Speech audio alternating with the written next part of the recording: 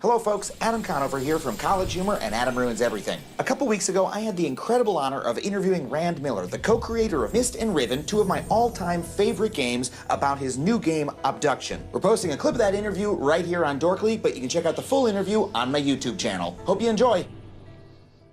I think one of the really cool things about Cyan as a studio is that you guys not only have been like an indie studio making opinionated games, but they're in like a very specific style and have a very specific set of mechanics and like that. That's why, you know, I got excited because I was like, Cyan the studio is making a new game and they make games in a way that nobody else does, in a way that I really appreciate. And when other people make games in those ways, it's always seen as just a nod to you guys, like The Witness, or, you know, Myst has had plenty of, you know, like Myst clones or things that are reminiscent of that. And I'm just curious, what do you see as the things about Cyan, either way you're structured or like the principles of game design that you have that make that, what is the secret sauce, or is there one? That's a really good question. I think we've looked at it like over the years to try and figure it out, and we've come down to what now is affectionately known as Miller's Pillars, which I didn't make up that term, so I'm so excited to hear these. I love it. So I keep saying this, and somebody coined that phrase, but it feels like what very funny name. Yeah, I'm really excited about it. It feels like what we try to balance is like this tripod of the story, you know, the narrative, the friction, the gameplay mechanics, and the environment. It feels like the entire development process, as we're like in the heat of this battle, whether it's the beginning when we're working with sheets of paper or whether we're building it in the 3D models, we're always trying to balance those three things, and they iterate on each other. If the puzzle doesn't feel like it should fit in the environment, then it's not going to work. If the story doesn't support the puzzle, it's not going to work. Like, all those things have to support and balance each other equally, and that's kind of been our philosophy. Yeah, and it's just so striking that, I mean, that's what I love about the games, is that it feels like every puzzle is there for a good reason, that it was. And you know, sometimes it gets a little bit like, why did they build a gate in particularly this way? But in the game, you're like, yeah, this character did. You know, you're using a machine that they built for their own purposes, that has a history. And even by looking at the puzzle, you understand more about the fictional world.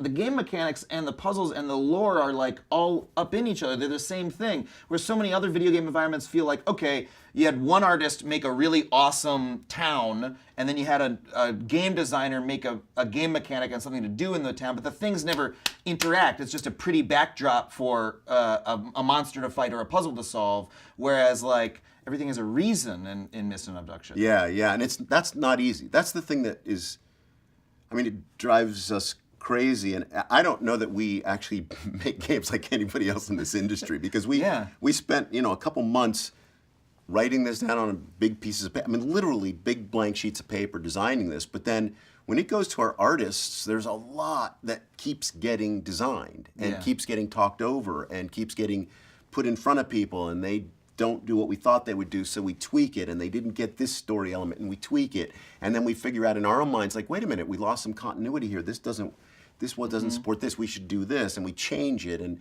it's like the thing has a life of its own, but it feels like it's real to us.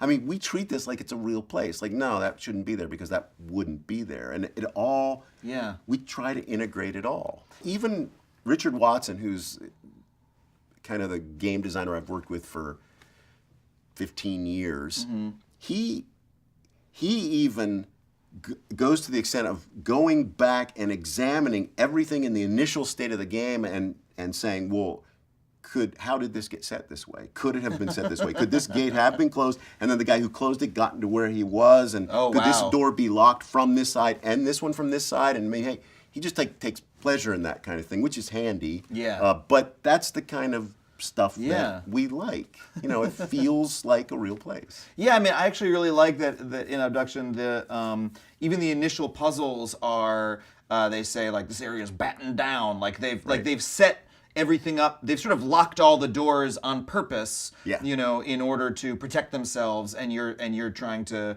like, that has a reason, you know. And there's other things that we've learned over the years, like Abduction is somewhat linear at the beginning. The canyon is a great example of what I think is some things we did right in Abduction, where players need a little bit of reassurance at the beginning of a game. You know, especially in our games where it's all wide open and you don't have a clue why you're there. But we lead you almost in a canyon. There's only one way to go. And so you feel like, okay, I'm getting my abduction legs on, I'll walk out the canyon, and it starts to widen out. And as it does, your options start to widen out. And just at the time that you think, I'm not sure which way I want to go, there's a little message device that says, oh, you should, welcome, this is a happy place, you know. You should follow the trail to Farley's house. And you as a player, at least have in your back pocket, oh, well, that's what I'm supposed to do. I can do whatever I want. But at least I have a small goal now. And as the world opens up, we try to give you goals, but then there's less and less of those, and at some point you're on your own, and you've got the whole world to